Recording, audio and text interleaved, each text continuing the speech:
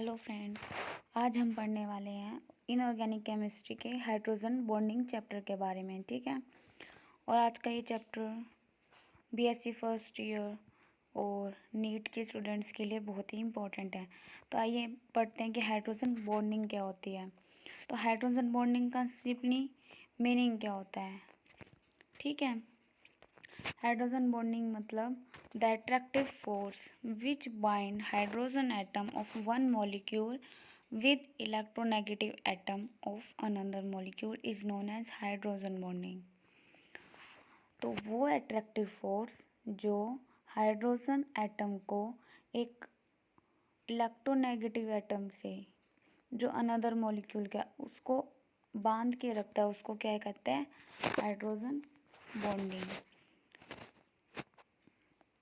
जैसे ये एक मॉलिक्यूल है, ठीक है, उसमें एक H है और एक F है, इसके बीच में जो बॉन्डिंग है वो नॉर्मल कोवलेंट बॉन्डिंग है।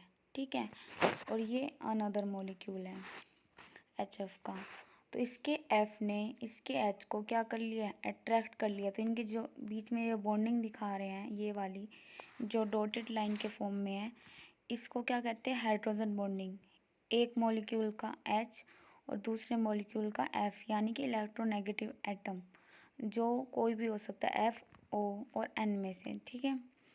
इसको ही क्या कहेंगे, हाइड्रोजन बॉन्डिंग। एक ब्रिज फॉर्म में होता है, दो मॉलिक्यूल को ऐसा बांध के रखता है। ठीक है। तो hydrogen bonding represented by dotted line. तो हम इसको किससे रिप्रेजेंट करते हैं, डॉटेड लाइन से। कोवलेंट बॉन्ड में और हाइड्रोजन बॉन्डिंग में मेन डिफरेंस क्या होता है, कोवलेंट बॉन्ड सॉलिड लाइन से होता है और हाइड्रोजन बॉन्डिंग डॉटेड लाइन से हम रिप्रेजेंट करते हैं। ओके। फिर इसके बाद क्या आता है, जो हाइड्रोजन बॉन्ड होते हैं वो वीकर होते हैं, किससे, कोवलेंट बॉन्डेड से। ठीक है। तो कोवलेंट बॉन्ड सबसे ज़्यादा स्ट्रॉन्ग होते हैं और इनकी स्ट्रॉन्ग होने की वजह से इनकी बॉन्ड एनर्जी भी ज़्यादा होती है। जब ज़्यादा कोई स्ट्रॉन्ग बॉन्ड होंगे तो उसको तोड़ने के लिए भी हमें कितनी ज़्यादा एनर्जी लगेगी, है ना। मान लो किसी का हाथ मजबूत हो तो उसको तोड़ने के लिए ज़्यादा एनर्जी लगती है, और लेकिन जो लकड़ी सा हो उसको तोड़ने के लिए इतनी एनर्जी नहीं लगती है। तो बॉन्ड लेंथ, हाइड्रोजन बॉन्ड की ज़्यादा बॉन्ड लेंथ होती है, लेकिन कोवलेंट बॉन्ड की कम बॉन्ड लेंथ होती है। मान लो हाइड्रोजन बॉन्ड इतना लंबा है, लेकिन कोवलेंट बॉन्ड इतना ही है, तो किसकी ज़्यादा बॉन्ड लेंथ हुई, इसकी, लेकिन इसकी ये कम है। ठीक है। तो केस ऑफ हाइड्रोजन बॉन्डिंग, अब हमें पढ़ना है कि हाइड्रोजन बॉन्डिंग कैसे बनती है। ठीक है। बहुत ही छोटा सा सिंपली सा रीज़न है कि मान लो एक H है, एक H है और दूसरा F है, या कोई भी इलेक्ट्रोनेगेटिव एटम है। तो जो इलेक्ट्रोनेगेटिव एटम होते हैं ये अपने टुवार्ड्स इलेक्ट्रॉन को अट्रैक्ट कर लेते हैं, जिसकी वजह इसके ऊपर स्लाइटली नेगेटिव चार्ज आता है और इसके ऊपर स्लाइटली पॉजिटिव चार्ज आ जाता है। ठीक है। इसकी वजह से इनमें इलेक्ट्रोस्टैटिक फोर्स जनरेट होते हैं, है ना, और ये पोलर नेचर के हो जाते हैं। अब ये कैसे नेचर के हैं, पोलर नेचर के। ठीक है। और ये चार्ज आने के बाद ये दूसरे मॉलिक्यूल को अट्रैक्ट करने लग जाते हैं। पर हाइड्रोजन बॉन्डिंग बनने की कंडीशंस क्या हैं, इसकी दो कंडीशंस हैं। पहली तो कि high electronegative atom bond into hydrogen, जो हाईली इलेक्ट्रोनेगेटिविटी होगी ना जिस एटम की, वही हाइड्रोजन से बॉन्ड फॉर्मेशन करेगा, जैसे fluorine, oxygen, nitrogen etcetera. Mainly यही से हाइड्रोजन बॉन्डिंग की फॉर्मेशन करते हैं। और जो इलेक्ट्रोनेगेटिव एटम होगा उसका स्मॉल साइज होना चाहिए, जिससे वो ज़्यादा एक दूसरे को अट्रैक्ट करके रखेंगे। Greater will be attraction for bonded electron case greater polarity in the bond.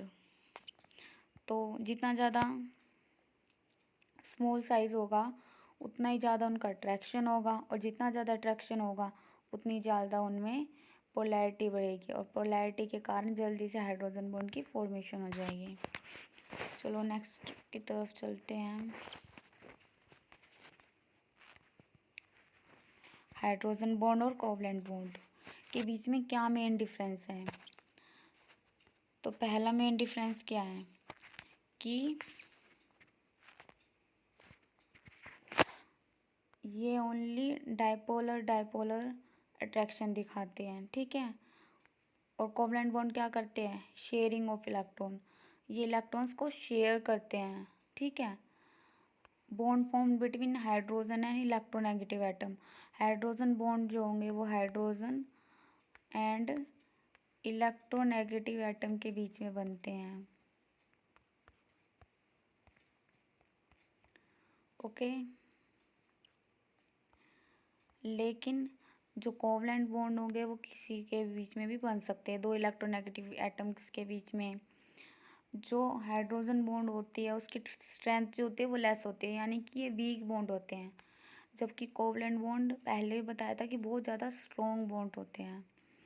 ये डॉटेड लाइन से रिप्रेजेंट करते हैं ऐसे, और ये सॉलिड लाइन से हम रिप्रेजेंट करते हैं। इनकी जो बॉन्ड लेंथ होती है वो भी ज़्यादा होती है हाइड्रोजन बॉन्ड की, जबकि कोवलेंट बॉन्ड की लेस बॉन्ड लेंथ होती है। जो ज़्यादा स्ट्रॉन्ग बॉन्ड होते हैं उनको तोड़ने में ज़्यादा एनर्जी लगती है, इसलिए कोवलेंट बॉन्ड की बॉन्ड एनर्जी ज़्यादा होती है, हाइड्रोजन बॉन्ड की बॉन्ड एनर्जी कम होती है, ठीक है। आइए नेक्स्ट पढ़ते हैं some example of hydrogen bonding. अब हाइड्रोजन बॉन्डिंग के कुछ एग्जांपल्स के जरिए हम समझेंगे हाइड्रोजन बॉन्डिंग कैसे बन रही है, ठीक है। पहला एग्जांपल क्या है? Hydrogen fluoride. तो in solid state HF consists of long zigzag chains of molecules associated together through hydrogen bond, यानी कि यहाँ पे कुछ HF हाइड्रोजन फ्लोराइड के मॉलिक्यूल्स हैं जो एक साथ हाइड्रोजन बॉन्डिंग कर रहे हैं, ठीक है। ये जो डॉटेड लाइन है ये क्या है? इसकी हाइड्रोजन बॉन्डिंग जो इन्होंने जिगजैग फॉर्म में बना लिया है। इनमें क्या होता है? स्लाइटली पॉजिटिव, इस पर स्लाइटली नेगेटिव, और ये पोलैरिटी की वजह से एक दूसरे की तरफ अट्रैक्ट करते हैं, ठीक है। आइए आगे बढ़ते हैं। और ये गैसियस सॉलिड स्टेट में तो जिगजैग फॉर्म में बनते हैं, लेकिन लिक्विड और गैसियस स्टेट में ये लीनियर फॉर्म में बनते हैं। और H2O मॉलिक्यूल्स में भी हाइड्रोजन बॉन्डिंग होती है, जिसकी वजह से उनका बॉइलिंग पॉइंट ज़्यादा होता है ना। जैसे वाटर का मॉलिक्यूल है और इसके बीच में क्या बन रही है? Hydrogen bonding. आइए नेक्स्ट पढ़ते हैं अब।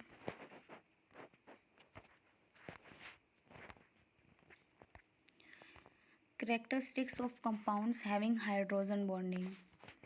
तो इसकी करेक्टरिस्टिक्स क्या क्या हैं हाइड्रोजन बॉन्डिंग की, वो पढ़ेंगे। तो सबसे फर्स्ट करेक्टरिस्टिक्स है ये आइसोसिएशन दिखाता है ये ड्यू टू इंटरमोलिकुलर क्या होता है?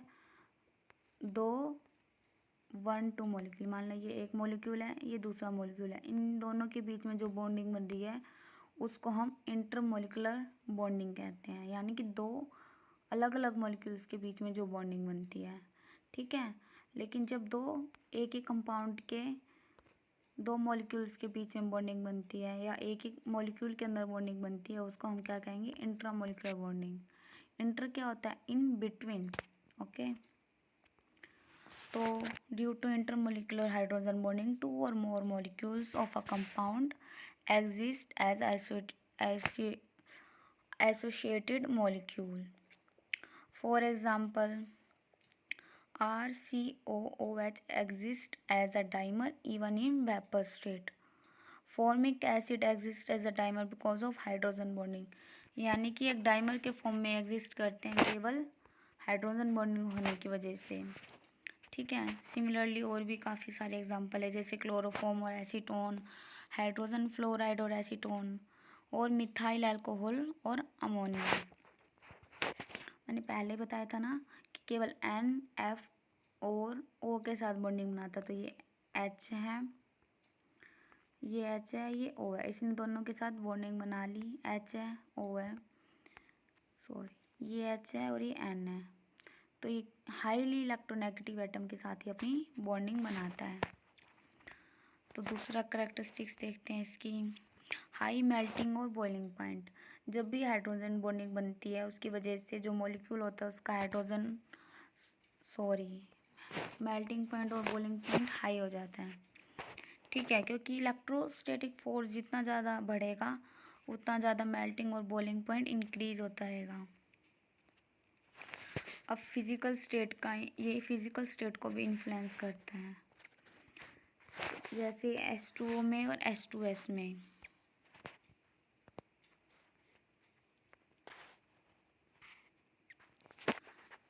ऑक्सीजन की 3.5 इलेक्ट्रोनेगेटिविटी थी और H की 2.1। ऐसे ही S की 2.5 थी और H की 2.1 थी। इसका जो इलेक्ट्रोनेगेटिविटी डिफरेंस था बहुत हाई था, लेकिन H2SO का इलेक्ट्रोनेगेटिविटी डिफरेंस लेस था, जिसकी वजह से जो H2O होगा इसका मेल्टिंग पॉइंट और बॉइलिंग पॉइंट इंक्रीज हो जाएगा, लेकिन इसका नहीं होगा। ये सॉलिड स्टेट में रहेगा और ये लिक्विड स्टेट में आ जाएगा हमारे पास। कौन से स्टेट में? लिक्विड स्टेट में। ओके, चलो आगे बढ़ते हैं। देखो लिख भी रखा है मैंने कि in water it form hydrogen bonding get associated with one another. इनके एसोसिएशन की वजह से इसका बॉइलिंग पॉइंट इंक्रीज हो जाता है। और वाटर कैसे एग्जिस्ट करता है? लिक्विड फॉर्म में रूम टेम्परेचर के ऊपर, जबकि इसका इलेक्ट्रोनेगेटिव डिफरेंस बहुत लेस होता है। हाइड्रोजन बॉन्डिंग इतनी नहीं होती, एसोसिएशन नहीं होता, जिसकी वजह से ये गैसियस फॉर्म में एग्जिस्ट करता है रूम टेम्परेचर के ऊपर। ठीक है,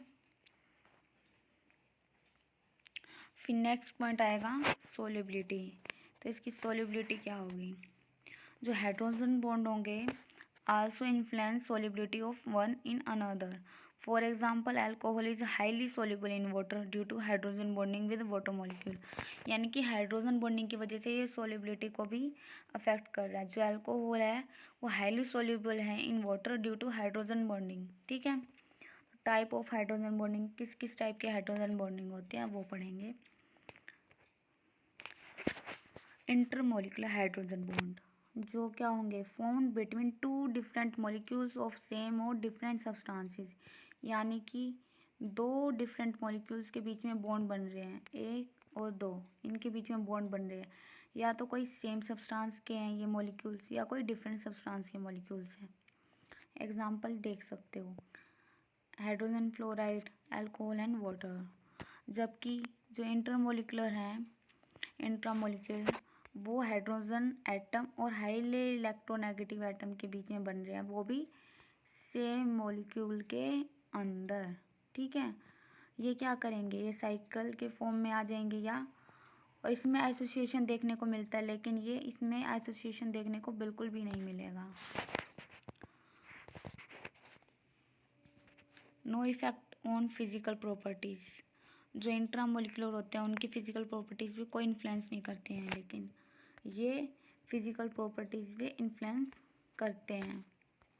ठीक है, इसकी वजह से इंटरमोलिकुलर की वजह से एसोसिएशन हो जाता है, जिसकी वजह से जो मेल्टिंग पॉइंट और बॉइलिंग पॉइंट है वो बहुत ज़्यादा इंक्रीज़ हो जाते हैं, जिसकी वजह से विस्कोसिटी, सरफेस टेंशन और सोलिबिलिटी भी इंक्रीज़ हो जाती है। ओके, अब ये एग्जाम्पल, सॉरी,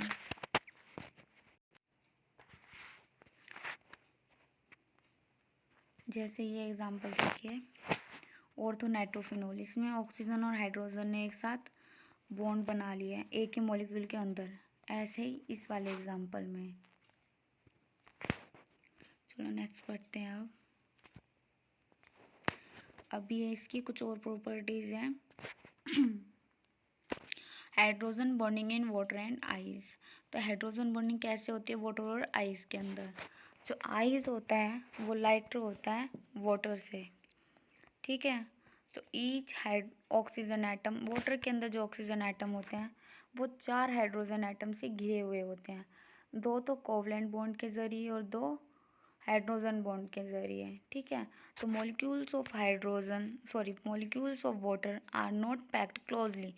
तो जब आइस की फॉर्मेशन होती है तो इनमें जो वाटर मॉलिक्यूल्स एसोसिएटेड हो रखे हैं और इनमें हाइड्रोजन बॉन्डिंग बनी हुई है, लेकिन वो क्लोजली पैक्ड नहीं होते, इनके बीच में वैकेंट स्पेसेस बच जाते हैं, ठीक है, क्रिस्टल स्ट्रक्चर के अंदर। तो give rise to open cage like structure. तो ये ओपन केज लाइक स्ट्रक्चर को फॉर्मेशन करते हैं।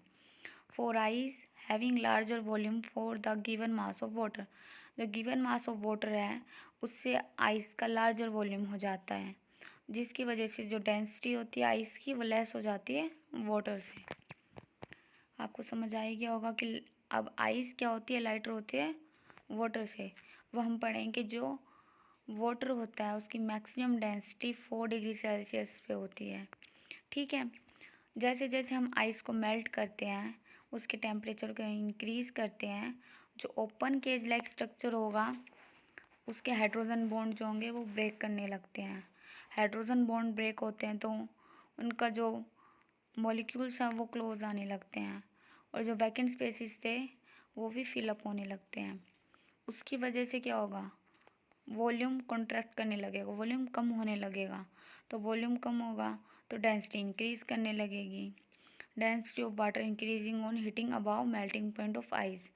मेल्टिंग पॉइंट ऑफ आइस से अगर हम थोड़ा सा ज़्यादा उसको हीट करते हैं उससे डेंसिटी इंक्रीज़ होती है, बट कब तक इंक्रीज़ होगी, 4 डिग्री सेल्सियस पर तक ही इंक्रीज़ होगी।